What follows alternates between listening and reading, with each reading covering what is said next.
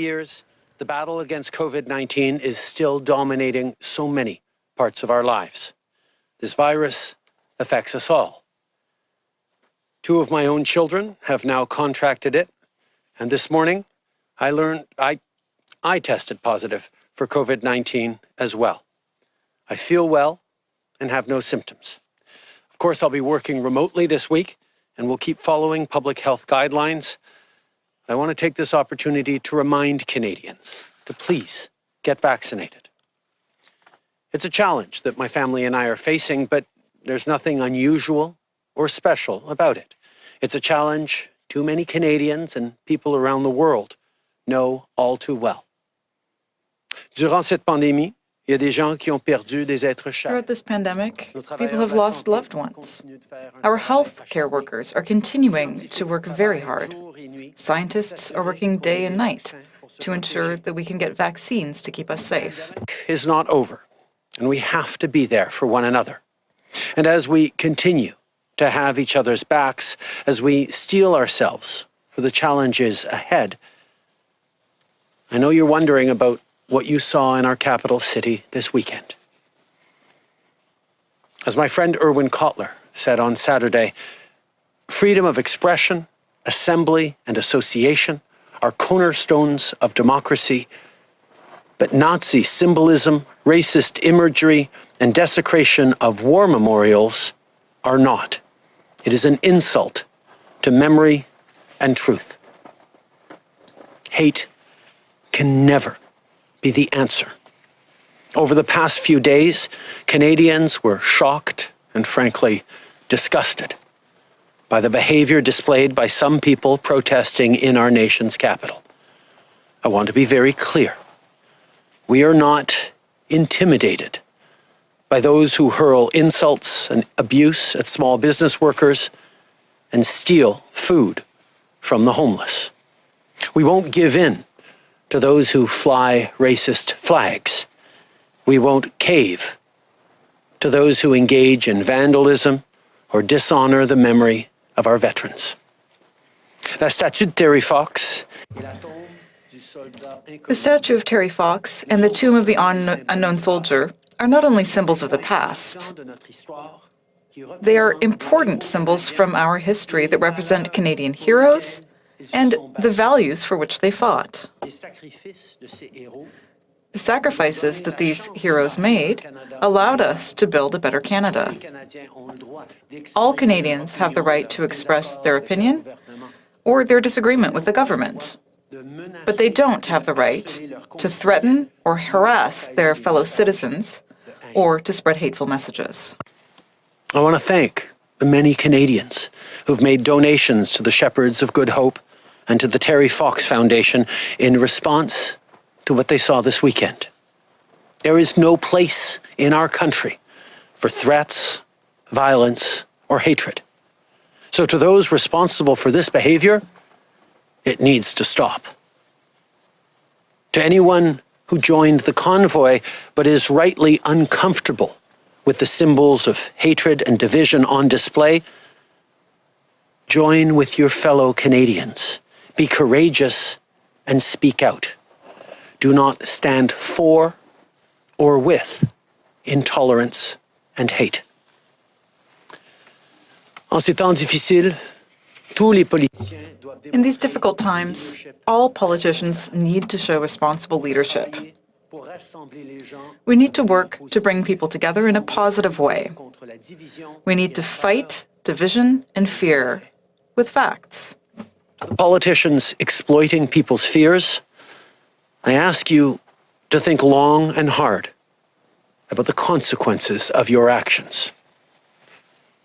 To the nearly 90% of truckers across the country who've gotten vaccinated, who continue working hard to keep us fed and keep our economy moving, thank you. Truckers have tough jobs. Long hours on the road, days away from their families. Real challenges, particularly over the past 2 years, as they've continued to step up to put food on our shelves and on our tables, to support us with life-saving medication and supplies. We have relied on you, and you can rely on us to continue to stand with you and allow you to do your jobs safely. Almost 90% of you are doing exactly that, right? Exactly that. And we thank you deeply for everything you've done. The behavior on display this weekend does not represent you.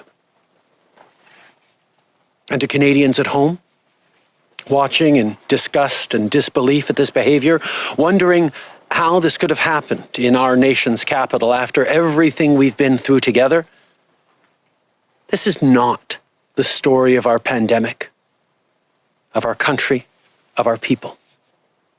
Canada is strong because you are strong. Pendant près de 2 ans, For nearly 2 years, Canadians have shown strength, generosity, and respect. You've shown your courage. You've made huge sacrifices. for nearly 2 years, you've been there for each other as neighbors, friends, and fellow Canadians. I think of the moms and dads who looked after their families, the kids who stepped up in so many different ways, seniors who stayed strong in our darkest days, volunteers throughout our communities who supported our most vulnerable, frontline workers from truckers to store clerks who've kept our shelves stocked and made sure we have food on our tables, healthcare heroes who've saved countless lives and continue to do so. We know you're tired, and yet you do not stop. You inspire us. Canadians support you. We're in your corner. All of you are the story of this pandemic, not the convoy. Cette pandémie, This pandemic is also the story of the millions of people who made good choices, who got vaccinated, and who made sacrifices to ensure their safety and the safety of others. I can say that I will continue to encourage people to get vaccinated, whether it's for booster shots or vaccinations for children. I will continue to be there for you. I wish I could tell you that there are no more difficult moments ahead. But we all know I can't say that. What I can say is that this government will continue to have your backs. We will continue to be there for you as long as it takes, with as much as it takes. That's how we've all gotten through this pandemic so far, and that's what we and I will continue to focus on. Because we believe in you. Canadians are compassionate, kind, strong, and resilient. You elected us all to get big things done, and with the return of Parliament, we all have work to do. Later today, I'll be participating in question period, an important part of our democratic system, alongside parliamentarians who, despite threats and intimidation, will continue to serve you, Canadians, and work together to deliver results for people. This afternoon, we'll be introducing legislation to ensure we continue providing as many rapid tests as possible to the provinces and territories. And tonight, I'll be virtually addressing the House of Commons about the situation in Ukraine. I'll be talking about the importance of freedom, democracy, and the rule of law in the face of Russian provocation. In this difficult time, more than ever, we must stay true to our values, to who we are as Canadians. As Canadians, we stand up for what's right, and mostly, we stand up for each other. That's how we've gotten through this so far. That's how we'll continue to get through this. That's how we remain true to who we are. Merci, mes amis. Thank you, friends. Prime Minister, we'll now start the question period for 20 minutes, starting with the phone today. Opératrice, c'est à vous. Thank you. Merci. Please press star one at this time if you have a question. S'il vous plaît, appuyez sur l'étoile 1 maintenant pour poser une question. The first question is from Mia Rodson, the Canadian Press. Please go ahead. Yeah, good afternoon. I'm wondering, a lot of the leaders or organizers of this convoy have asked to meet or at least hear from you about what's happening in their demands. Have you or will you or anyone from your government meet with them or negotiate with them in any way? My focus is standing with Canadians and getting through this pandemic. The way to get through this pandemic is to continue making the challenging choices and sacrifices as citizens, as individuals, as communities, to keep each other safe, to trust science, to trust facts, to continue being there for each other. That is my focus. That is what I will stay focused on. Can you explain the reason why you won't participate or meet with them? I mean, you've attended rallies on the Hill in the past, including during a Black Lives Matter protest and others. Is there a reason that you can give as for why you will not discuss or have any negotiations with this particular group? I have attended protests and rallies in the past when I agreed with the goals, when I supported the people expressing their concerns and their issues. Black Lives Matter is an excellent example of that. But I have also chosen to not go anywhere near protests that have expressed hateful rhetoric, violence towards fellow citizens, and a disrespect not just of science, but of the frontline health workers and, quite frankly, the 90% of truckers who have been doing the right thing to keep Canadians safe, to put food on our tables. Canadians know where I stand. This is a moment for responsible leaders to think carefully about where they stand and who they stand with. Opératrice, prochaine question. Next question. Thank you. Merci. La prochaine question est de Laurence Martin. The next question is from Laurence Martin from Radio-Canada.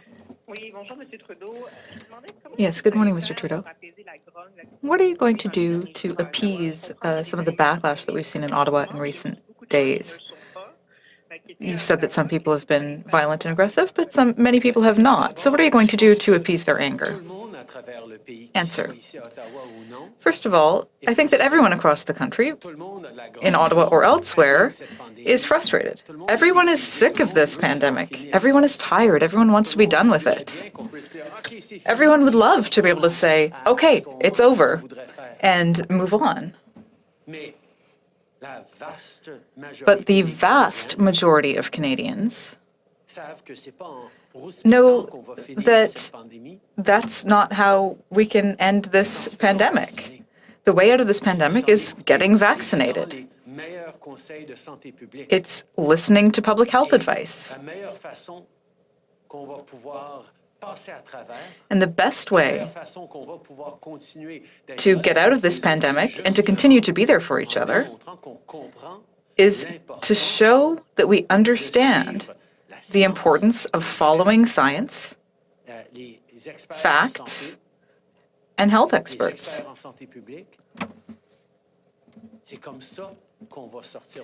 That's how we'll get out of this pandemic. And that's what I'm going to focus on. A follow-up question? Some people have accused you of politicizing the question of mandatory vaccination during the election campaign. What would you say to those who say that you share part of the responsibility for the anger that we've seen over this issue? Answer. Canadians chose to get vaccinated, and they did so at a higher rate than in almost any other country in the world. At every step, we have seen Canadians choosing to be there for each other. Not only do we have a higher vaccination rate than many of our peer countries, we've also been able to protect our healthcare system and our seniors, and we've been able to get our economy going in the right way.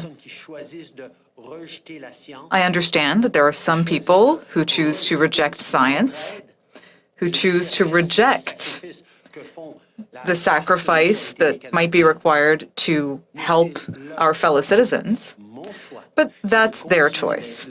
My choice is to continue to be there for the 90% of Canadians who are fed up with this pandemic, but who know that the way out of it is by standing in solidarity with each